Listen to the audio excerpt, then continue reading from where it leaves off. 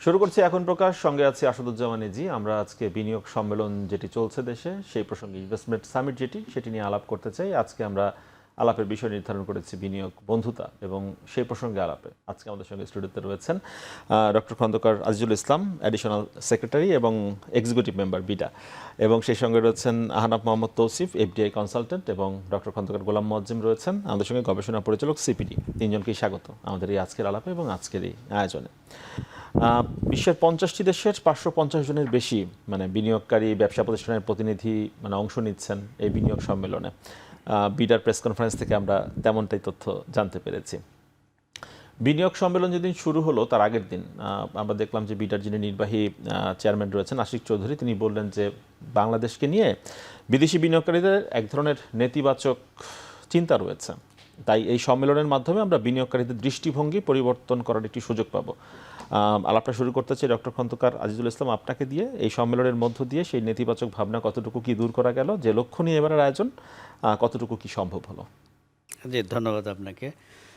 আপনি জানেন এবারের যে আমাদের বাংলাদেশ বিনিয়োগ যে সামিট 2025 যেটা অনুষ্ঠিত হচ্ছে, এটা আমরা একটু ভিন্ন আঙ্গিকে নিয়েছি। যে এটা আমরা 4 দিন ব্যাপী 7 থেকে 10ই এপ্রিল, এবং এটাতে আমাদের প্রথম 2 দিন ছিল আসলে আমরা আমাদের যে ইনফ্রাস্ট্রাকচার আছে, দ্যাট ইজ ফিল্ড ভিজিট, আমরা সেভাবে নিয়েছি যে আমরা বিনিয়োগকারীদেরকে সরাসরি আমাদের দুটো যে স্থাপনা আছে বিনিয়োগের, একটি হচ্ছে যে একটি বিদেশি বিনিয়োগ প্রতিষ্ঠান ইয়াং ওয়ান, যারা কোরিয়ান ইপিজেড করেছে চট্টগ্রামের আনোয়ারাতে।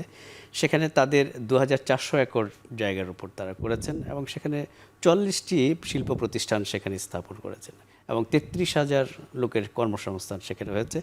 এবং সেখানে কমপ্লায়েন্স ইস্যুতে যে সিএসআর থেকে শুরু করে তাদের যে সমস্ত শ্রমিকদের যে আপনার তাদের ফুড, তারপর আপনার হসপিটাল, তাদের even fashion design institute, research and development, new design তারা ডেভেলপ করবে। এবং সেখানে তারা এনভায়রনমেন্টাল যে গ্রিন যে ইস্যুটা, সেটাও সেখানে অ্যাড্রেস করেছে। আমাদের যে বিনিয়োগকারীরা আমাদের সাথে যারা গিয়েছিলেন, বিশেষ করে যে আমেরিকান, নেদারল্যান্ডস, জাপান এবং চায়না সহ আরও বেশ কিছু দেশের, তারা সেটা সরেজমিনের সাথে তারা দেখেছেন, এবং ইনফ্রাস্ট্রাকচার দেখে তারা সন্তোষ প্রকাশ করেছেন, এবং তারা বিনিয়োগে আগ্রহ প্রকাশ করেছেন। বাংলাদেশে এই ধরনের একটি অবকাঠামো আছে, একটি বিদেশি প্রতিষ্ঠান একটা ইপিজেড করেছে কোরিয়ান ইপিজেড নামে, সেটা তারা দেখে মুগ্ধ হয়েছেন। এরপর তাদেরকে আমরা 7 তারিখে নিয়ে গিয়েছিলাম ন্যাশনাল স্পেশাল ইকোনমিক জোন, যেটা আমাদের মিরসরাইতে, সেটাও আমাদের 33,000 একর জায়গার উপর, এবং সেখানে ব্যবসা ইকোনমিক জোন আছে, এবং আমাদের আরও কিছু প্রাইভেট যে সমস্ত প্রতিষ্ঠান আছে তাদেরকে আমরা সেখানে অ্যাকোমোডেট করেছি, এবং সেখানকার ইনফ্রাস্ট্রাকচার সেটা আমরা বিনিয়োগকারীদেরকে দেখিয়েছি, এবং সেখানেও তারা সন্তোষ প্রকাশ করেছেন। এবং 8 তারিখে আমাদের একটি প্ল্যান আমরা বাস্তবায়িত করেছি, সেটা হলো 2,500 যে জাপান ইকোনমিক জোন আছে, সেখানে আমরা বিনিয়োগকারীদেরকে নিয়ে গিয়েছিলাম। আমাদের নেওয়ার উদ্দেশ্যটা ছিল আসলে বিনিয়োগকারীরা আমাদের দেশের এই স্থাপনাগুলো দেখুক, এবং দেখে তারা আমাদের বিনিয়োগের যে সুযোগ সুবিধাগুলো কী আছে সেটা তারা জানুক। এরপর আমাদের আজকে 9 তারিখে যেটা হলো, আমাদের বিনিয়োগ সম্মেলনটি মাননীয় প্রধান উপদেষ্টা মহোদয় এটি উদ্বোধন করেছেন, এবং আমাদের দেশি বিদেশি বিনিয়োগকারী ছাড়াও আমাদের এখানে আপনার বিদেশি যে সমস্ত বাংলাদেশস্থ যে সমস্ত যারা অ্যাম্বাসেডর বা হাই কমিশনার ছিলেন, তারা ছিলেন, ডেভেলপমেন্ট পার্টনাররা ছিলেন, এবং বেশ কিছু আমাদের মাল্টিন্যাশনালস তারাও ছিলেন, এবং তারা এই আজকের এই উদ্বোধনী অনুষ্ঠানে ছিলেন। এবং আমাদের যে মেসেজটি ছিল যে আমাদের যা আছে এখানে বিনিয়োগ উপযোগী যে পরিবেশ, আর কী আপনাদের দরকার, এবং আমাদের যে বিনিয়োগের যে জার্নিটা আমরা তাদেরকে আমাদের সাথে এঙ্গেজ করতে চাচ্ছি, এটা আমাদের মেসেজ ছিল। আরেকটা হচ্ছে যে আমাদের যে উই আর নাও স্টেবল, এবং you can bring your FDI in Bangladesh, এবং এই জায়গাগুলো সেই বার্তাটি পৌঁছে দিতে সক্ষম হয়েছেন আপনারা। ফিরবো আপনার কাছে আহনাফ মোহাম্মদ তৌসিফ, আপনি তো গিয়েছিলেন স্পেশাল যে ইকোনমিক জোনগুলো রয়েছে সেখানে পরিদর্শনে গিয়েছিলেন, দেখলেন বাংলাদেশের সিচুয়েশন, বিনিয়োগের পরিবেশ। আপনি বলছিলেন যে আপনি বেশ কয়েকজন বিনিয়োগকারী, আপনি যেহেতু এফডিআই কনসালটেন্ট হিসেবে কাজ করেন, বেশ কয়েকজন বিনিয়োগকারী সঙ্গে নিয়ে এসেছেন, সেটিও বলছিলেন। তো বাংলাদেশে বিনিয়োগ শুরুর ক্ষেত্রে পরিবেশের ব্যাপারে তাদের সন্তুষ্টি কেমন, বা ভাবনার জায়গাটা কেমন, কোন কোন খাতে বিনিয়োগের ব্যাপারে আগ্রহ দেখালেন ব্যবসায়ীরা? Bismillah ar-Rahman Rahim.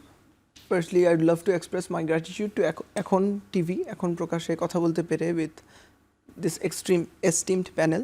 অনেক অনেক ধন্যবাদ। তো right getting on to the point, যেই জায়গাতে আসলে আমাদের এক্সিকিউটিভ চেয়ারম্যান গতকালও বলেছেন, আজও বলেছেন যে আমাদের এই বিনিয়োগ সম্মেলন থেকে মূল উদ্দেশ্য এটা না, it's not about the ticket size, যে কত টাকার বিনিয়োগ আমি আনলাম। It's just the first investment summit that Bangladesh is hosting at such a huge level. বরঞ্চ ইনভেস্টার কনফিডেন্সটা ফিরিয়ে আনাটাই মূল উদ্দেশ্য। তাই if this is the main objective of the summit, till today I'm speaking at 9th night, till today BIDA, BEZA, BEBZA and the entire agencies involved with the entire summit has been extremely successful till today, and hats off to all the efforts of BIDA sir and the chairman himself. আর এরপর আপনার পরবর্তী প্রশ্নে যদি উত্তর দিতে চাই কোন কোন সেক্টরগুলোতে মেইনলি ফোকাস করছে, we had a wonderful session today about renewable energy which is extremely growing in third world country like Bangladesh. আমাদের এখানে policy consistency, আমাদের এখানে availability of fuel, minerals, gas, electricity, these are massive question marks as far as the infrastructure is concerned. তো সেগুলোকে মাথায় রেখে renewable energy কীভাবে sustainable development করা যায় সেসব দিকে ইনভেস্টরদের বেশ আগ্রহ আছে। এবং দ্বিতীয়ত, বাংলাদেশ বিইং আ ম্যানুফ্যাকচারিং হাব, আমাদের একটা ব্র্যান্ডিং এরকম আছে। আজকেও মঞ্জুর মোর্শেদ ভাই অ্যাপেক্সের বললেন যে চিপ লেবারের জন্য একটা সময় ছিল বিনিয়োগকারীদের আমরা ডেকে বাংলাদেশে নিয়ে আসতাম, you will get cheap labour here, you will get your products prepared at a lower cost. তবে বর্তমানে বাংলাদেশের এই ব্র্যান্ডিং থেকে বাংলাদেশ অনেকটা বের হয়ে এসেছে। আমরা ইয়াং ওয়ানের ফ্যাক্টরি ভিজিট করলাম, সেখানে you have got all the facilities and amenities that an labour or a worker or an official can ever ask for. Sir যেটা মেনশন করলেন, hospital, schools, training centres, playgrounds and everything, shopping malls and everything.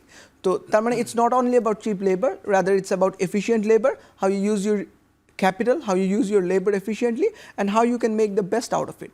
তাই এই দুটো বিষয়ে এবং ইনভেস্টরদের confidence gain করার বিষয়ে till today we have been very successful, and the investors I have seen huge confidence at the face of the investors till today.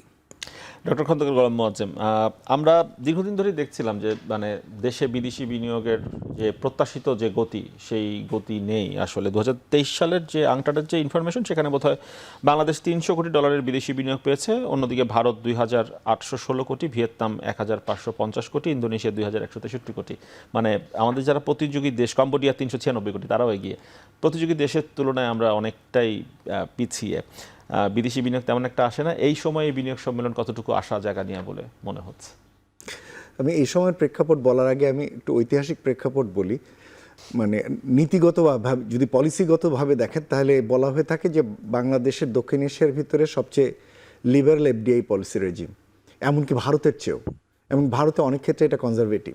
কিন্তু interesting part হচ্ছে আমরা লিবারেল হবার পরেও কিন্তু আমরা এফডিআই আনতে পারছি না।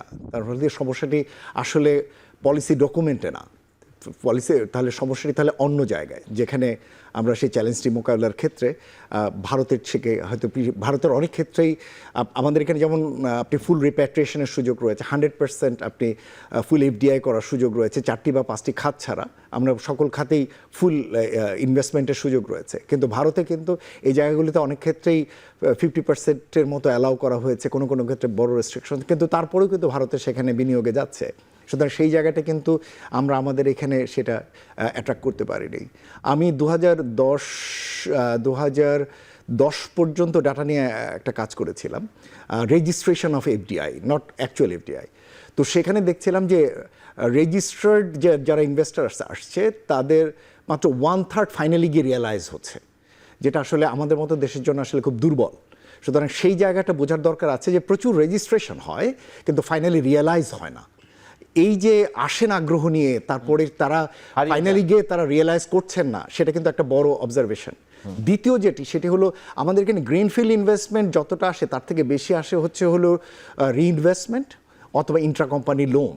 তার মানে যারা এখানে বিনিয়োগ করেছেন তারা আবার বিনিয়োগ করতে চান অথবা তাদের বিনিয়োগটা এক্সপ্যানশন করতে চান। নতুন বিনিয়োগ রিলেটিভলি কম আসে। এইটা আমাদের বুঝবার বিষয় রয়েছে, কেন নতুন বিনিয়োগ আসতে চান না, কেন পুরনো বিনিয়োগকারীরা। তার মানে হচ্ছে আমাদের entry barrier is quite high অর্থাৎ আমরা একজন নতুন বিনিয়োগকারী বাজারে ঢুকতে গেলে তাকে অনেক রকমের চ্যালেঞ্জের মধ্যে পড়তে হয়, কিন্তু যিনি পুরনো বিনিয়োগকারী তিনি অলরেডি এই বাজারের মজা বুঝে গেছেন বা বাজারের ডাইনামিক্স বুঝে গেছেন বলি, এবং তিনি সেখানে বরঞ্চ ফার্দার এক্সপ্যানশনে যাবার বিষয়টিকে গুরুত্ব দেন। তার হয়তো গ্যাসের লাইসেন্স করা আছে, তার জমি কেনা আছে, তার ব্যাংকের ক্ষেত্রে ব্যাংকগুলোর সাথে তার অলরেডি পরিচয় আছে, লোকাল সাপ্লায়ারদের সাথে তার পরিচয় রয়েছে। কিন্তু একজন নতুন ইনভেস্টর যখন আসতে চান তাকে কিন্তু এগুলো একেবারেই তিনি এগুলোর ক্ষেত্রে অপরিচিত। তার একটা ব্যাংক অ্যাকাউন্ট খুলতে এখানে যে পরিমাণ হ্যাসেল করতে আপনি অবাক হয়ে যাবেন যে একজন ইনভেস্টর যদি ব্যাংক অ্যাকাউন্ট খুলতে যায় এই শুরু থেকেই আসলে তার হ্যাসেলের মধ্যে পড়তে হয়। কিন্তু তাকে যদি বাজারটি সম্পর্কে জানতে হয়, আমাদের কোনো এরকম কোনো ফ্যাসিলিটি নেই। যেমন মনে করেন যে কোনো একটা ছোট বিনিয়োগকারী যদি চায়না থেকে এসে বলে যে আমি এখানে সেফটি পিনের একটা ইন্ডাস্ট্রি করতে চাই, আমি জানতে চাই বাংলাদেশের সেফটি পিনের টোটাল ডিমান্ড কত, মার্কেট সাইজ কত, নো ইনফরমেশন অ্যাভেলেবল। আমি যদি জানতে চাই যে আচ্ছা আমার এইটার সেফটি পিনের জন্য যে স্টিল লাগবে এটা লোকাল ভালো ম্যানুফ্যাকচারার্স কারা আছে যারা আমাকে র মেটেরিয়াল সাপ্লাই দিতে পারবে, সেই ইনফরমেশনগুলো আসলে দেবার মতো ভালো ফ্যাসিলিটি আমাদের হয়ে ওঠেনি। ফলে আমার যেটা বলার বিষয় সেটা হলো প্রি ইনভেস্টমেন্ট যে সমস্ত এস্টাবলিশমেন্ট ফ্যাসিলিটি থাকা দরকার এটা হাইলি পুয়ার। আমরা অধিকাংশ ক্ষেত্রে যে অফারগুলো করে থাকি ইনভেস্টরদের সেটা হচ্ছে পোস্ট এস্টাবলিশমেন্ট। আপনি বিনিয়োগ করেন তাহলে আপনাকে ডিউটি ফ্রি দেবো, আপনি এখান থেকে যদি আপনি লোন নেন তাহলে আপনার জন্য ডিউটি ওয়েভার থাকবে, সবই হচ্ছে পোস্ট ওয়েভার। কিন্তু প্রি এস্টাবলিশমেন্ট যে জায়গাগুলো সেটা আসলে আমাদের এখানে করার এখন পর্যন্ত সে জায়গায় আসলে অ্যাডিকুয়েট আমরা নজর দিতে পারিনি। ফলে এই জায়গাগুলো দেখবার বিষয় রয়েছে। আমরা বিভিন্ন সময় সামিট করি, বিভিন্ন সময় আমরা রোড শো করি, বিভিন্ন সময় বড় বড় টিম এসে ঘুরে যান, ভালো কথা, কিন্তু ফাইনালি কিন্তু রিয়েলাইজেশনটা আমরা কিন্তু রিলেটিভলি কম দেখি। সুতরাং সেই জায়গাগুলোতে আমাদের একটা বোঝার দরকার আছে। তো সেই প্রেক্ষাপটে এখনকার যে সম্মেলনটি হলো, আমার কাছে সম্মেলনটির রাজনৈতিক গুরুত্ব বরঞ্চ বেশি। রাজনৈতিক গুরুত্ব এটা হচ্ছে যে একটি অন্তর্বর্তী সরকার এসছেন এবং এই সরকারের সময়কালে তিনি চান যে বিনিয়োগকারীদের মধ্যে এক ধরনের আশ্বস্তি দিতে এবং তিনি বোঝাতে চান যে হ্যাঁ এক ধরনের পরিবর্তন সামনে আসছে, কিন্তু সেটার জন্য তারাও এখানে সংস্কারের কাজগুলো করছেন, বিভিন্ন ধরনের উদ্যোগগুলো নিচ্ছেন এবং বিনিয়োগকারীরাও কিন্তু মোটামুটি জেনে শুনিয়ে আসছেন। তারা আসলে বুঝতে চান মার্কেটটা সম্পর্কে যে আসলে এর কী ধরনের ফ্যাসিলিটি আছে না আছে, সেই জিনিসগুলো তারা এখানে বুঝতে চান। কেননা যে চ্যালেঞ্জ বিভিন্ন রকমের এই মুহূর্তে রয়েছে, সুতরাং সেই চ্যালেঞ্জগুলোর প্রেক্ষাপটে কিভাবে এই দেশ আগাচ্ছে এবং একটা গণতান্ত্রিক উত্তরণের পরে কোন দিকে যাবে সেই বিষয়গুলোই তারা হয়তো কম বেশি এই সময়কালে বুঝতে চান। তো সেই প্রেক্ষাপটে আমার কাছে মনে হয় যে হ্যাঁ এই ধরনের একটা পলিটিক্যাল মেসেজিংয়ের ক্ষেত্রে হয়তো এই একটা বেশি গুরুত্ব রয়েছে। তার কারণ হচ্ছে এর আগেও আমরা প্রচুর এরকম শো করতে দেখেছি, যেমন পূর্ববর্তী সরকার 2023 সালে ইলেকশনের আগে এরকম একটা বিশাল বড় করেছিল, খেয়াল আছে নিশ্চয়ই, CNN TNN এর প্রতিনিধি নিয়ে এসে অনেক কিছু করেছিল। কিন্তু আলটিমেটলি আসলে আমরা এখন পর্যন্ত ওই যে $3 বিলিয়ন যে সীমা সেটা ক্রস করতে পারিনি। সুতরাং সেই জায়গায় আমাদের আসলে নজর দেওয়া দরকার আছে। একটা কথা বলে শেষ করি, অধিকাংশ ক্ষেত্রে আমাদের একটা প্রবণতা হচ্ছে বাংলাদেশে বুঝি আমরা বড় আকারের বিনিয়োগকারী খুঁজি, মানে 300, 400, 500 মিলিয়ন ডলারের একবারে বিনিয়োগ হবে। ইউজুয়ালি আমাদের এখানে যারা আসেন তারা আসলে কিন্তু ক্ষুদ্র বিনিয়োগকারী, এসএমই টাইপের ইনভেস্টার্স এখানে বিনিয়োগ করতে চান এবং তার একটা কারণ রয়েছে, যেহেতু market risk are high, market related information uncertainty are quite high, তিনি আসলে ছোট করে শুরু করে বড় করতে চান। অর্থাৎ প্রথমে তিনি সেভারাল 10 মিলিয়ন, 20 মিলিয়ন, 50-60 মিলিয়ন দিয়ে শুরু করে আস্তে আস্তে আস্তে আস্তে গ্রো আপ করতে চান। কিন্তু আমাদের এখানে অধিকাংশ ক্ষেত্রে এই ধরনের বিনিয়োগকারীদেরকে আমরা গুরুত্ব দিতে চাই না এবং এই ধরনের বিনিয়োগকারীদের জন্য অনেক রকমের মার্কেট বেস ফ্যাসিলিটি দরকার।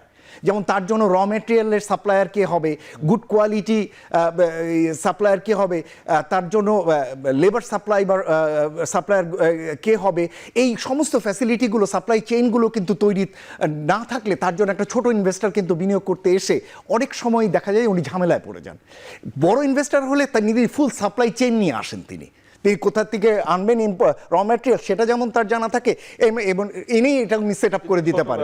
কিন্তু ক্ষুদ্র ব্যবসায়ীদের জন্য, যারা বিদেশি ক্ষুদ্র এসএমই যারা আসতে চান, তাদের জন্য এটা আবার খুব চ্যালেঞ্জিং। ফলে আমার মনে হয় যে এই সমস্ত জায়গাগুলোকে আগামী দিনে নজর দেবার দরকার আছে, যে মাইন্ডসেটের জায়গাটা, ইনফ্রাস্ট্রাকচারের জায়গাটা, এমনকি যেটা বললাম যে ফ্যাসিলিটির জায়গাটা, এমনকি ইনফরমেশন বেজে সাপোর্ট দেওয়ার জায়গাটা, এই জায়গাগুলোতে আরও কাজ করা। তো ইতিবাচক যে বিডা আগিয়ে আসছে, ইতিমধ্যেই দেখতে পাচ্ছি যে আগের তুলনায় বিডা যথেষ্ট মাত্রায় সক্রিয়, তবে আবার একই সাথে এটাও বলতে হবে যে আরও বেশি সক্রিয় হওয়ার প্রয়োজন রয়েছে।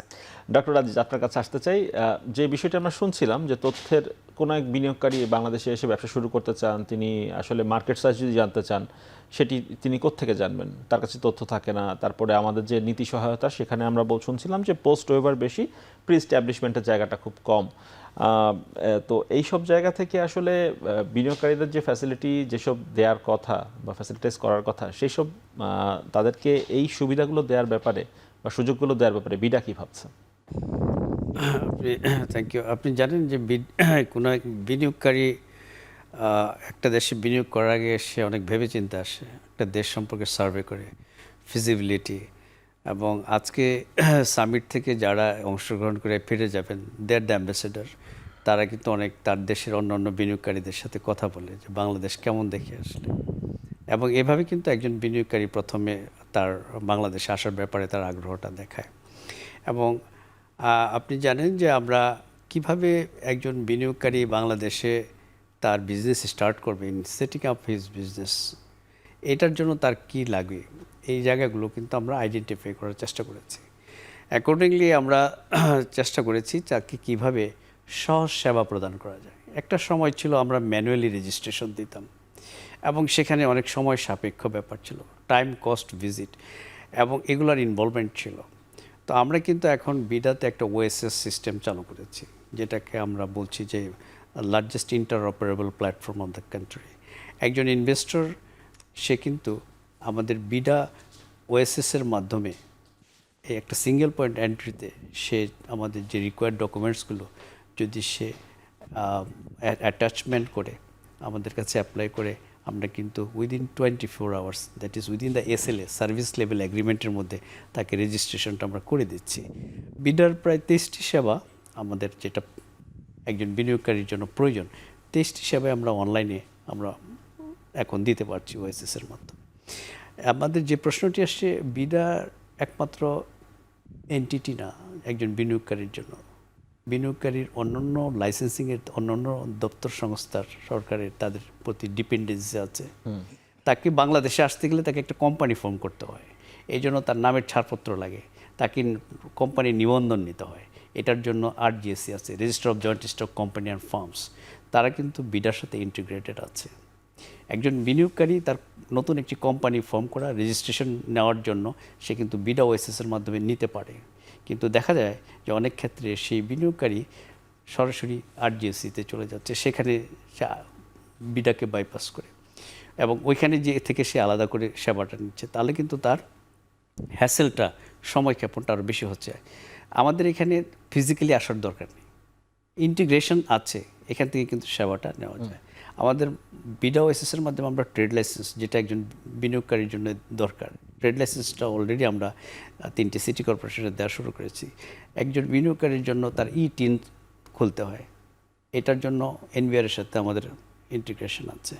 আমাদের এখানে বিনিয়োগ করতে আসলে অনেক সময় দেখা যায় যে সমস্ত প্রতিষ্ঠানের এক্সপার্ট যারা আসে, বিদেশি প্রকর্মী যারা, তাদের কিন্তু আমরা ই ভিসা রিকমেন্ডেশন যেটা, সেটাও আমরা অনলাইনে দিচ্ছি। যদি কোনো চায়না থেকে একজন কর্মী আসবে তাদের কোম্পানিতে কাজ করার জন্য, সেই প্রতিষ্ঠান আমাদেরকে যখন বলে যে আমার একজন ইঞ্জিনিয়ার আনবো বা একটা ওয়ার্কার আনবো, আমরা তখন বাংলাদেশ যে অ্যাম্বাসি বেইজিংয়ে আছে সেখানে আমরা সুপারিশ করি, অ্যাকর্ডিংলি সেখানে ভিসা নিয়ে এসে আসেন আর তারপর ওয়ার্ক পারমিটের জন্য অ্যাপ্লাই করেন। এই সেবাগুলো কিন্তু আমরা তাদেরকে দিচ্ছি।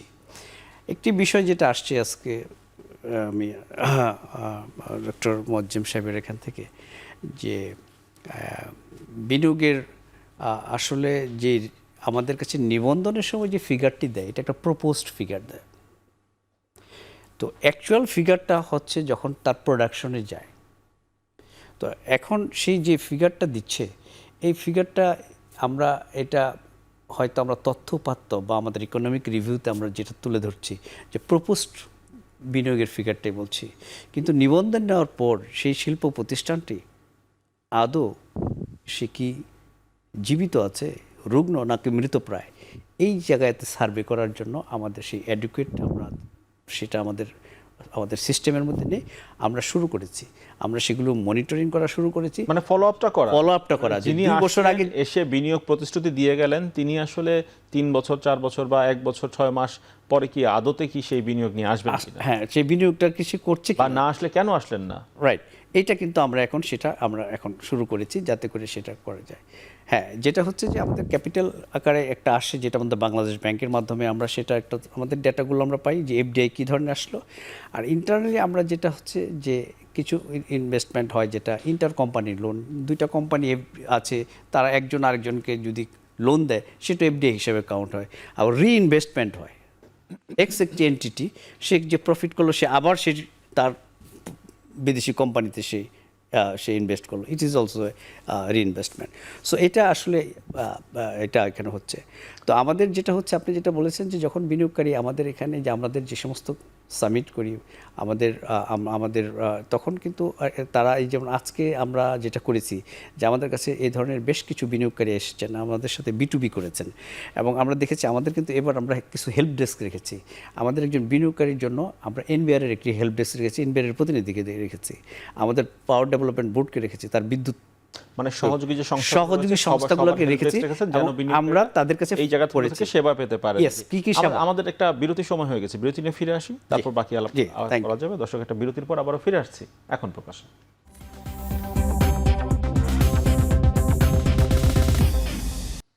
বিরতির পর আবারও ফিরে এলাম এখন প্রকাশ্যে। বিনিয়োগ বন্ধুতা নিয়ে আলাপ করছি। আহনাফ মোহাম্মদ তৌসিফ, আপনার কাছে আসছি। সেটি হচ্ছে আমরা শুনছিলাম, সেটি হচ্ছে যে বিনিয়োগকারীরা যখন এই বিনিয়োগ সম্মেলনগুলো হয় প্রতিশ্রুতি দেন বিনিয়োগ করার, পরবর্তীতে তারা হারিয়ে যান। কেন তারা হারিয়ে যান? আপনি তো এফডিআই কনসালটেন্ট, আপনার কাছ থেকে ব্যাখ্যাটা জানতে চাচ্ছি যে সম্মেলনে এসে প্রতিশ্রুতি দিচ্ছেন, তারপরে সেই বিনিয়োগটি, কাঙ্ক্ষিত বিনিয়োগটি কেন করা হয় না? বিনিয়োগকারীদের হারিয়ে যান কেন তারা?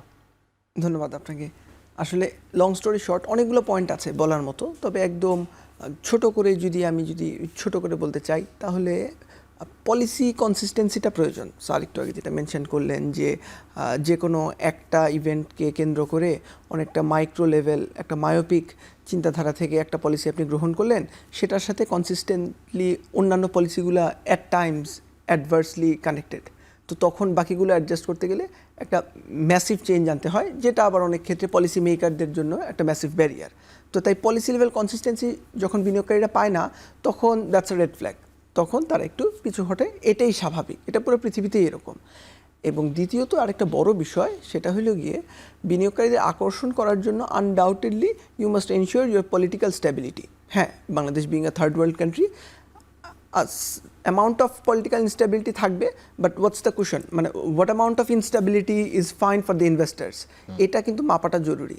বর্তমান সরকার, after the interim government took office, we are seeing massive drastic steps, হ্যাঁ, which are extremely optimistic for the investors. Undoubtedly these are massive decisions. তবে বিনিয়োগকারীরা কিন্তু একটা লং টার্ম কনফিডেন্স গেইন করার জন্য একটা লং টার্ম কনসিস্টেন্সির চিন্তা করে। তারা কিন্তু বিনিয়োগ করছে 6 মাস, 1 বছর, 2 বছরের জন্য না। একটা ইন্ডাস্ট্রি যখন কেউ এখানে বিনিয়োগ করে, সে কিন্তু চিন্তা করে না আমার গার্জিয়ানটা যেন স্ট্রং এনাফ হয়, সে 5, 10, 15, 20, 50 বছর চিন্তা করে। আমরা ইয়াং ওয়ানে গেলাম, this man has been living in Bangladesh for 50+ years, তাই না স্যার? তার মানে এখন চিন্তা করেন, সে বাংলাদেশে যখন এসেছে সে তো 5 বছরের প্ল্যান নিয়ে আসেনি, এবং this is a success story, এই জন্যই তাকে আজকে নাগরিকত্ব দেওয়া হলো। তার মানে এখন আপনি চিন্তা করেন যে আপনাকে গার্মেন্টস, টেক্সটাইলে আপনি আরেকজন ইনভেস্টরকে বাংলাদেশে আনবেন, তাকে কি আপনি 50 বছরের একটা স্বপ্ন দেখানোর সাহস পান? অবশ্যই পান না। তাহলে এই পরিমাণ পলিটিক্যাল ইনস্টেবিলিটির মধ্যে বিনিয়োগকারীরা আসতে চাবে, ঠিক আছে, up to a certain extent, তবে তারা একটা ম্যাসিভ অ্যামাউন্ট অফ মানি এখানে একসাথে ঢালবে না, এটাই স্বাভাবিক, এটাই স্বাভাবিক। আচ্ছা, তৃতীয়ত যে বিষয়টা জরুরি, সে বর্তমানে specially for the last 5 years আমরা যেই টাইপের এফডিআইগুলো দেখছি, যেমন আমরা সিঙ্গার বেকোতে গেলাম as a part of our factory visit. Singer is a Bangladeshi company, Wares Beko is a Turkish company. ইনভেস্টাররা কিন্তু তখন চিন্তা করে আমি বাংলাদেশে একটা বড় কনগ্লোমারেটের হাতে টাকাটা দিব, যেন he deals with the logistics, he deals with the infrastructure. সে একদম জিরো থেকে বাংলাদেশে একটা নতুন এমএনসি তৈরি করে তার কোম্পানি স্টার্ট করবে, এই সাহসটা সে পায় না। তখন সে হয়তো বড় বাংলাদেশে কনগ্লোমারেট যারা আছে, প্রাণ আরএফএলের কাছে আসে তারা, অথবা তারা অন্যান্য বড় কোম্পানিগুলা যেমন ফেয়ার ইলেকট্রনিক্স, স্যামসাং প্রডিউস করে, এগুলো কিভাবে সে চিন্তা করে, তখন প্রাইভেট সেক্টরের যারা জায়েন্ট তাদেরকে গার্জিয়ান বানায় আমি আমার ইনভেস্টমেন্টটা রাখবো। খুব স্বাভাবিক, কারণ যে দিস জায়েন্টস এনশিওরস যে your money is not wasted, we are providing with the political and the other policy level support, এবং এখানে এসে তুমি কি এটা করবা না ওটা করবা, প্রত্যেকটা সিদ্ধান্তে বাংলাদেশে প্রাইভেট সেক্টরে যারা বড় কনগ্লোমারেট আছে, যারা বড় বিজনেসম্যান আছে, তারা তাদেরকে সেই সাপোর্টটা দেয়, সেই নিশ্চয়তার জায়গাটা দেয়। নিশ্চয়তার জায়গাটা বিনিয়োগকারীদের জন্য একটা অনেক বড় বিষয়। এবং এরপরে আরেকটা বড় বিষয় যেটা স্যার মেনশন করলেন, যে গভর্নমেন্ট এজেন্সিস, একটা ইনভেস্টর এসে তার অনেকগুলো স্টেক হোল্ডারের সাথে ডিল করা লাগে, বিভিন্ন government agencies involved, at least 10 of them, BIDA, BEZA, BEPZA, NBR, Bangladesh bank and so on and so forth, customs so on. প্রত্যেকটার মধ্যে একটা সমন্বয় কিন্তু সে আগে থেকে আশা করে থাকে, কিন্তু এসে because of the bureaucratic stuffs and red tapism অনেক ক্ষেত্র বিশেষে সে হয়তো সেই আশানুরূপ যে আশাটা করে সে স্বপ্নটা দেখে সে দেশে আসে সেটা হয়তো পায় না। These are massive question marks প্রায় that investor takes into concern prior to his investment. তাই এই সবগুলো জিনিস যখন আপনি চিন্তা করবেন, তখন আপনার কাছে এই জিনিসটা খুব বেশি আশ্চর্যজনক লাগবে না যে 10 জন ইনভেস্টর আপনার কাছে আসলে 1 থেকে 1.5 জন on an average deal close করে দেশ থেকে ফিরে যায়। মজ্জেম ভাই, সেটি হচ্ছে আমরা যেটি শুনছিলাম যে লং টার্ম কনফিডেন্স বিনিয়োগকারীদেরকে কি করে দেওয়া যায়, আর এই যে বিভিন্ন যে সংস্থাগুলো রয়েছে যাদের আসলে বিনিয়োগকারীদেরকে এই সেবাগুলো দেওয়ার কথা, এটি সমন্বিত একটি রূপরেখা বা সমন্বিত একটি জায়গা মানে দীর্ঘদিনও কেন গড়ে উঠলো না? এটির তো চাহিদা রয়েছে বিনিয়োগকারীদের কাছে, আমরা গড়ে তুলতে পারলাম না কেন সেটি? আমরা সমন্বয়ের কথা বা কোঅর্ডিনেশনের কথা যতটা তত্ত্বীয়ভাবে বলি, বাস্তবে আসলে এটা একেবারেই মানে অসম্ভব একটা জিনিস বলি। তার কারণ হলো আমাদের দেশে পাবলিক সার্ভিস প্রোভাইডিং এজেন্সিগুলো এরা আসলে মানে নিজেরা এককভাবে কাজ করেন, তারা একজন আরেকজনের সাথে কোঅর্ডিনেট করে করেন না, এবং প্রত্যেকেরই তার নিজস্ব রেসপন্সিবিলিটি আছে এবং তিনি নিজে সেই জিনিসটি দেখেন। নতুবা যেমন আমরা কিছুদিন আগে বিজনেস প্রসেস রি-ইঞ্জিনিয়ারিং নিয়ে একটি কাজ করেছিলাম জিআইজেড এর সাথে, তো সেখানে আমরা দেখছিলাম যে প্রায় 20 থেকে 25টি লাইসেন্স রয়েছে বিভিন্ন রকমের, যেটা প্রায় সকল বিজনেসেই লাগে। তো এটা কিসের জন্য প্রত্যেকবারই আপনাকে বারবার যেখানেই যাবেন বারবার এগুলো জমা দিতে হবে? এটা তো একটা জায়গায় থাকলেই পারে, এবং যখন যার দরকার তিনি সেটা ওখানে ওপেন করে দেখে নিতে পারেন। তা না করে প্রতিবারই এই রিলেটেড কাগজপত্র প্রিন্ট করে সকল অফিসে নিয়ে যেতে হয়। এবং খুব ইন্টারেস্টিং, আমাদের সরকারি অফিসের লোকরা যত ডিজিটাল বলেন তত বেশি ম্যানুয়াল, তারা কাগজ পছন্দ করেন, তারা ডিজিটাল একেবারেই বিশ্বাস করতে পারেন না। সুতরাং এই যে ডিজিটাল হতে না পারা, এটা একটা বড় রকমের ব্যর্থতা আমাদের। কেন আমরা একটা ওপেন প্ল্যাটফর্মে আমাদের এই সমস্ত লাইসেন্সগুলো থাকবে না? কেন আমরা এখন পর্যন্ত একটা বিন নাম্বার প্রত্যেকটা বিজনেসের জন্য সেট করতে পারছি না, যেটা ভারত আধার কার্ড নামে করে সমস্ত ধরনের ট্রানজ্যাকশনগুলো, ট্রেড লাইসেন্সগুলো, সমস্ত জিনিসগুলো একটা কার্ডের এগেনস্টে সে করছে? আমরা এখন পর্যন্ত সেটা পুরোপুরি করতে পারিনি, যেটা দিয়ে যে কোনো বিজনেসকে ট্রেস করা যাবে, ট্র্যাক করা যাবে, সেরকম একটা সিস্টেমে কেন আমি যেতে পারছি না? পার্টিকুলারলি আমরা আসলে চাই না, আমাদের গভর্নমেন্ট অফিসগুলো চায় তার কাছে আলাদা করে আসুক। একসাথে গেলে তার সমস্যা আছে, তার কিছু পার্সোনাল ইন্টারেস্ট আছে, যেটার জন্য সে চায় না। যেমন আমি আপনাকে উদাহরণ, আমরা কিছু ঘুষের তথ্য চাচ্ছিলাম, কেউ দেয় না কি পরিমাণ আসলে ঘুষ লেনদেন হয়। পরে 2-1 জন বলেছে ভাই নাম বলা যাবে না, যে আমি দিয়েছি এটা বলা যাবে না, তারপরে তাও নিয়েছি। এটা অবশ্যই এই রেজিমের সময় না, সরি আপনি পরিষ্কার করি, এটা প্রিভিয়াস রেজিমের সময়ের কথা, তখনকার দুর্নীতির অবস্থা বলছি। একটা ইসের জন্য কি বলে, বয়লারের লাইসেন্স করবার জন্য 600% তাকে টাকা দিতে হয়, 600% বেশি টাকা তিনি চান। একটা তিতাসের লাইন পাওয়ার জন্য তাকে 300% তাকে টাকা দিতে হয়, তার যা টাকা তা। একজন ব্যবসায়ী আমাকে বলেছিলেন, ভাই আমার পুরো ব্যবসার জন্য আমি 5 কোটি টাকা জমা রেখেছি, আর আমাকে তিতাসের গ্যাসের লাইনের জন্য 5 কোটি টাকা ঘুষ চাচ্ছে। কেন ইমাজিন এইভাবে একটা দেশে একটা ব্যবসা সম্ভব? আগের রেজিমের কথা বলছি, হয়তো এই এখন অনেক চেঞ্জ এসছে, সেটা হয়তো আমি এক্সপেক্ট করব, কিন্তু এই যে ঘুষ দুর্নীতির যে একটা ব্যাপক রকমের, এটা সাইলেন্টলি সকলে মেনে নিয়েছে, এটা লাগবেই, এটা ধরে নিয়ে সকলে ব্যবসার আলাপ করে। বিদেশিরা কি করবে? বিদেশিদের সবচেয়ে বড় সমস্যা জানেন তো, বিদেশিদের সবচেয়ে বড় সমস্যা হচ্ছে এই জিনিসগুলো তাকে ডিসক্লোজ করতে বলা হয়, সেটা কোথায় ডিসক্লোজ করবে? সবসময় সেটা করতেও পারে না, এবং সে কারণে তার বড় সমস্যা হয়ে যায় আমাদের মধ্যে। এবং এগুলো যদি হাইলি OECD কান্ট্রি থেকে কোনো ইনভেস্টরকে আনতে যান, তা তো আরও সমস্যা। অন্যান্য ডেভেলপিং কান্ট্রিতে তাও এগুলো অ্যাকাউন্টে তার দেখানোর সমস্যা আছে, কিন্তু যারা এগুলোর ক্ষেত্রে কমপ্লায়েন্স মেনটেন করে তার ইর কাছে, তার ইনভেস্টরের কাছে, তার শেয়ার হোল্ডারের কাছে যখন কমপ্লায়েন্সের হিসেবে তুমি কি কারণে ওই দেশে এত লক্ষ কোটি টাকা এত কোটি টাকা তুমি খরচ করেছো একটা বিজনেসের জন্য, তার ব্যাখ্যা কি, তখন তিনি আটকে যান। কিন্তু এই জিনিসগুলো আমরা কেন বিজনেসম্যানরা, বিদেশি বিনিয়োগকারীরা কেন বলে ট্যাক্স রেজিম ঠিক করতে, তার কারণ জানেন? আমাদের এখান থেকে আমাদের লোকাল লেভেলে ট্যাক্স ইভেশন প্রচুর, ট্যাক্স দেখাই না, ব্যাংকে টাকা লেনদেন হচ্ছে সেটা হচ্ছে তার ফাইন্যান্সিয়াল স্টেটমেন্টে দেখাচ্ছেই না, এবং সেইভাবেই সে ট্যাক্স ইভেট করে সে কম ট্যাক্স দিয়ে পাচ্ছে। কিন্তু বিদেশি সে তো পারছে না ট্যাক্স ইভেট করতে, এবং সে কারণে তাকে যখন দেখা দেয় তখন তো সে বাংলাদেশি ওই একই প্রোডাক্ট যে সেল করছে তার সাথে সে কম্পিটিশনে পারে না, কারণ ওই প্রাইস তো তার অফার করার মতো অবস্থা নেই ওই পরিমাণ যদি তাকে ট্যাক্স এগুলো দিতে হয়। এই জন্য সে বলে ট্যাক্স রেজিমে আরো কমাও, ট্যাক্স আরো কমাও, অন্তত যদি একটা লো হলেও সে তখন টিকে থাকতে পারে। এই যে বিষয়গুলো, এই জায়গাগুলো কাজ হবে কি করে? আমরা একটা অনুরোধ করেছিলাম সরকারকে, ইনফ্যাক্ট যিনি আমাদের স্পেশাল ইনভয়, ওনার নাম কি, লুৎফে সিদ্দিকে, উনি আমাদের প্রোগ্রামে এসেছিলেন।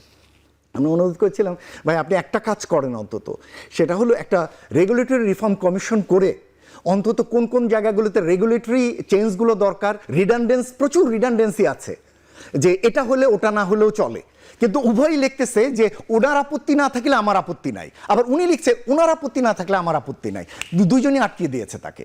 এইরকম জায়গাগুলো তো অন্তত আইডেন্টিফাই করা যায়, অন্তত এই ধরনের রিডান্ডেন্সিগুলো তো বের করা যায়, যেটা অনেক ইজিলি সলভ করা যায়। এই যে এতগুলো লাইসেন্স, এতগুলো ডকুমেন্ট জমা দেওয়ার কোনো প্রয়োজন নাই যদি এগুলো অনলাইন ভিত্তিক হয়। উনি আমাদেরকে অ্যাগ্রি করেছিলেন যে হ্যাঁ উনি একটা রেগুলেটরি রিফর্ম কমিশন করবেন। আনফর্চুনেটলি তারপরে আর কোনো অগ্রগতি আমি ওনার কাছ থেকে আসলে আমরা পাইনি।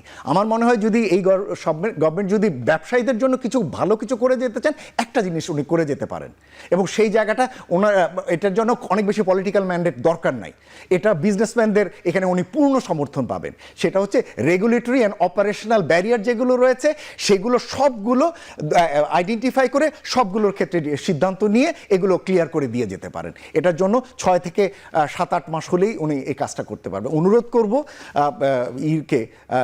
এই যে স্পেশাল ইনভয়কে, এমনকি বিডা বেজার যারা রয়েছেন তারা এবং সরকারি কর্মকর্তা যারা রয়েছেন তাদের মিলে এরকম একটা ইনভয় করে ব্যবসায়ী প্রতিনিধিদেরকে সেটার ভিতরে নিয়ে একটা স্পেশাল করে সমস্ত জিনিসগুলো, এবং কিছু কাজ 2009-10 সালে হয়েছিল, যে আপনার খেয়াল আছে নিশ্চয়ই, আকবর আলী খান সাহেব যখন ছিলেন তখন রেগুলেটরি রিফর্ম কমিশনে ভালো কিছু উদ্যোগ নেওয়া হয়েছিল। আমাদের 1890 সালের আইন সে সময়কালে ব্যবহৃত হতো, সেইগুলোকে ওনারা আইডেন্টিফাই করে টোরে অনেক কিছু তারা সে সময় বাদ দিয়ে গিয়েছিলেন, তারপরও শেষ করা যায়নি, এখনো প্রচুর এই ধরনের রয়েছে। অন্তত এই কাজটা যদি করে দিয়ে যান, আপনার ভালো কাজের গুণাগুণ বলার জন্য রোড শো করা দরকার নাই, ব্যবসায়ীরা এমনি আপনার ভালো কাজের খবর পেয়ে যাবে। এই ডিজিটালাইজের এই যুগে, এই সোশ্যাল মিডিয়ার এই যুগে ভালো কাজ চাপিয়ে রাখার দরকার নেই, এটা এমনি ছড়িয়ে যাবে। আমাদের আরো একটি বিরতির সময় আছে, বিরতি নিয়ে ফিরে আসি আবার। এখন প্রকাশিত দর্শক বিরতির পর আবারও ফিরছি।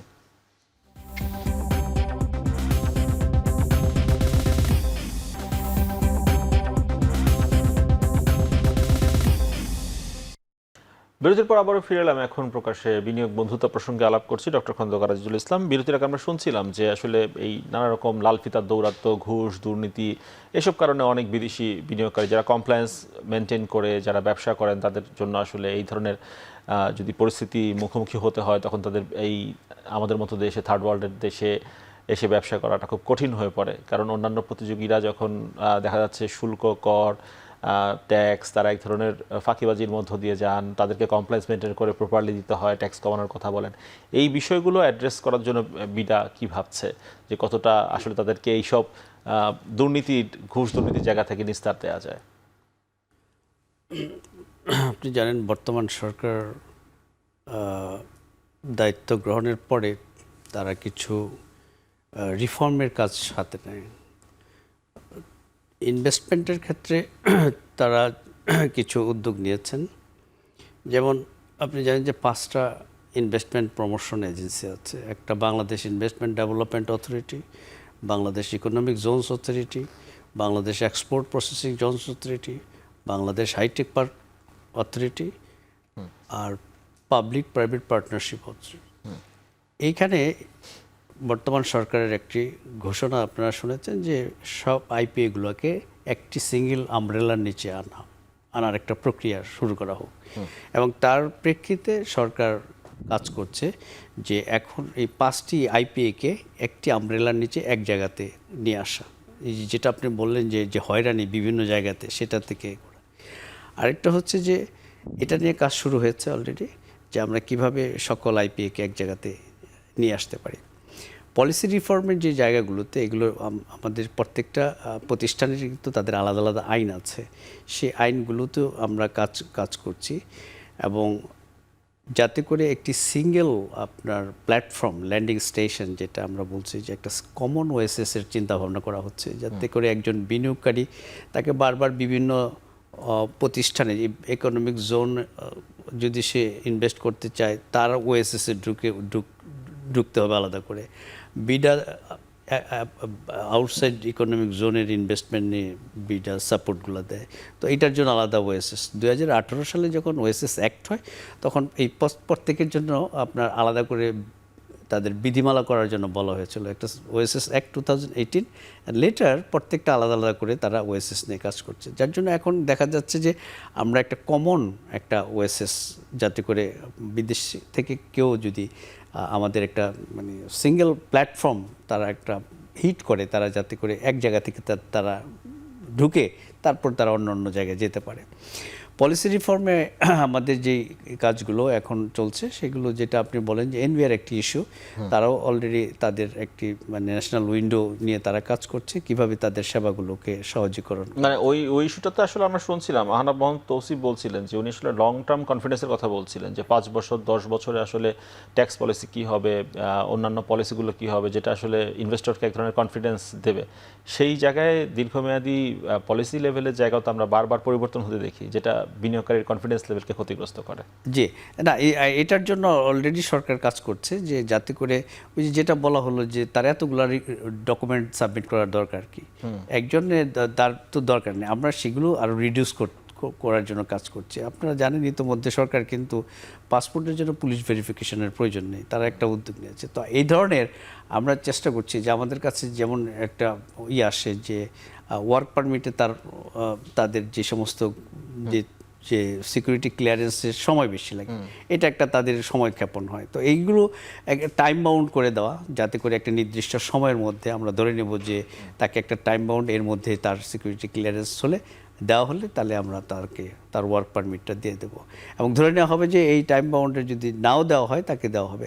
আমরা কিন্তু সেগুলোর উপর কাজ করা হচ্ছে, যে আপনার বিশেষ করে যেটা আমরা CC&I আছে, তাদের কাছে যে সমস্ত আমরা সুপারিশগুলো পাঠাই, তাদের এই আইনের এই জায়গাগুলোতে তাদের দীর্ঘসূত্রিতা কোন জায়গাতে আছে, আর JSCর যে ইগুলো আছে, ডিপার্টমেন্ট অফ এনভায়রনমেন্টের যে এনভায়রনমেন্ট ক্লিয়ারেন্সের যে জায়গাগুলো আছে, ট্রেড লাইসেন্সগুলো আপনি জানেন যে বছর বছর রিনিউ করতে হতো, এটা এখন এককালীন 5 বছর, যাতে তার একবারে তাকে রিনিউয়াল সুযোগটা দেওয়া হয়।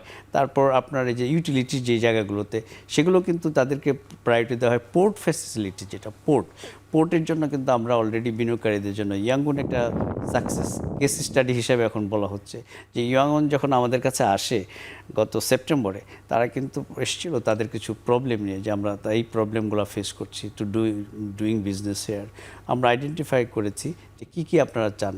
তারা আমাদেরকে বলেছিল port facility simplification, labour law ইস্যুতে তাদের কিছু অবজারভেশন ছিল, যে প্রাইভেট ইপিজেড, আরেকটা হচ্ছে যে আমাদের ব্যবসার যেটা, সুতরাং এই জায়গাগুলো আসলে এই ইস্যুগুলো আমরা কিন্তু তখন তাদের ইস্যুটা করে এই জায়গাগুলোতে কাজ করে। আর একটু আহনাব মোহাম্মদ তৌসিফ, আপনার একটু মন্তব্য জানতে পারবো, ঝটপট, সময় আমাদের খুবই সীমিত। আমরা একটু স্টার্টআপ নিয়ে একটু শুনতে চাই আপনার কাছ থেকে। স্টার্টআপের ব্যাপারে দেখলাম একটা তহবিল গঠনের কথা বলা হচ্ছে বাংলাদেশ ব্যাংকের পক্ষ থেকে, 800 থেকে 900 কোটি টাকার বিশেষ তহবিল। স্টার্টআপ যেটি হয় আমাদের ঢাকা কেন্দ্রিক স্টার্টআপ, আমাদের ব্যবসায়ী যারা, তারা ঐতিহ্যবাহী ব্যবসায় বেশি বিনিয়োগ করেন, স্টার্টআপে মনোযোগ কম, তারপরে আইডিয়া ভিত্তিক কোনো বিষয় আসলে এখানে স্টার্টআপে বিনিয়োগ করা হয় না। বলা হয় একটা বিজনেস মডেল ফাংশনাল, সেটা নিয়ে আসার পর তারপর ইনভেস্ট করেন। এগুলো কি বাধা হয়ে দাঁড়ায় কিনা স্টার্টআপের ক্ষেত্রে? না, স্টার্টআপ নিয়ে বলতে গেলে প্রথমে বলতে হয় মানে it's totally a different ball game. হ্যাঁ, সচরাচর আমরা ব্যবসায়ীদের যেভাবে দেখি, একজন যেভাবে ইনভেস্ট করে এবং the way he scales is business, মানে তার ব্যবসাটা যেভাবে সে বড় করে, এক্সপ্যান্ড করে, startup is totally a different ball game. এইখানে ভিসিরা কন্ট্রিবিউট করে, সাধারণ ব্যবসায়ী না, তাদেরকে ভিসি বলে। ভিসি তার টোটাল অ্যামাউন্ট অফ ওয়েলথের 5 to 10% হাই রিস্ক স্টার্টআপে সে ইনভেস্ট করবে। মানে এটা অনেকটা সে কোনো রিটার্ন ছাড়াই ইনভেস্ট করবে, সেরকম 20টাতে ইনভেস্ট করবে, 2 or 3 will be multi-billion dollar startups. যেমন আজকে আমরা দেখলাম যে বিকাশ গট অ্যাওয়ার্ডেড। এখন বিকাশ প্রথম দিকে আজকে থেকে 10 to 15 years back from now, when bKash was just entering the market, আমাদের there were massive question mark যে আদৌ বাংলাদেশে সেই পরিমাণ ডিজিটাল লিটারেসি আছে কিনা, গ্রামের মানুষরা কি আদৌ ফোন টিপে একজনের টাকা আরেকজনকে পাঠাতে পারবে কিনা, হোয়াট ইফ সে ভুল নাম্বারে টাকা পাঠায় দেয়, সেই তার টাকা কি রিট্রিভ করতে পারবে কিনা।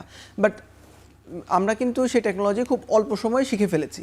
তাই এই যে মানুষ যে খুব তাড়াতাড়ি একটা জিনিসের সাথে শিখে ফেলে, খুব তাড়াতাড়ি বিজনেসটাকে যে সে নিজের লাইফস্টাইলের সাথে অ্যাডপ্ট করে ফেলে, this is the strength of startup.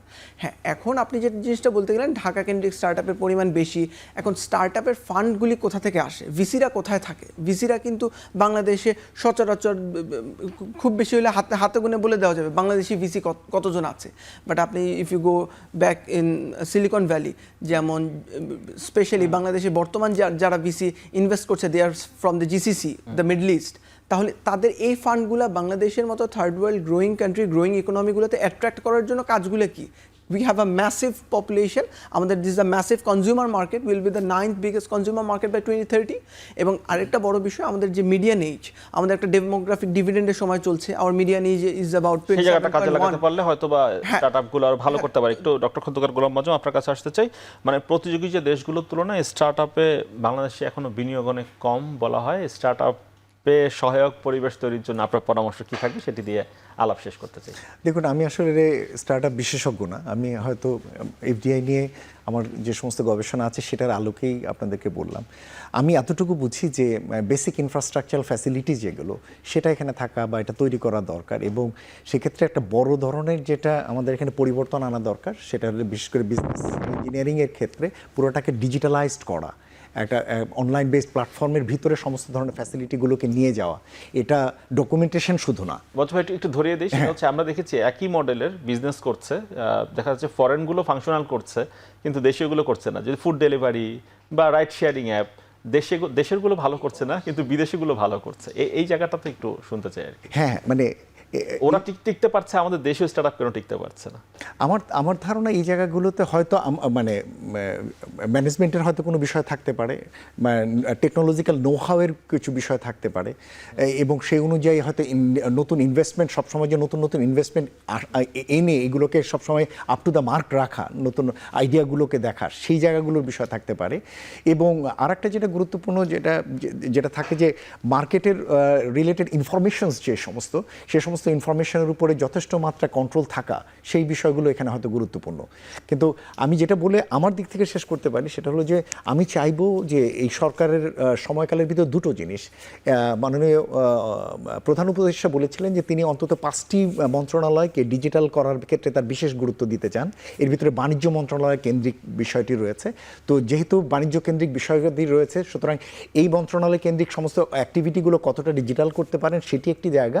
আরেকটি আমি এখনও বলবো যে মন্ত্রণালয় কেন্দ্রিক বা ডিপার্টমেন্ট কেন্দ্রিক রেগুলেটরি রিফর্মের যতটুকু যা আছে এটা খুব স্লো আগায়। আমাদের একটা ম্যাসিভ রিফর্ম একবার হওয়া দরকার, এবং সেটির জন্য এখনও আমি মনে করি যে রেগুলেটরি রিফর্ম কমিশন করে তার মাধ্যমে দ্রুততর সময় বিজনেস রিলেটেড যত ধরনের ব্যারিয়ার রয়েছে রেগুলেটরি এবং সেগুলোকে একসাথে করে একবারেই সেগুলো সমাধান করে এই সমস্ত জায়গাগুলো থেকে বেরিয়ে আসা, এটা প্রয়োজন।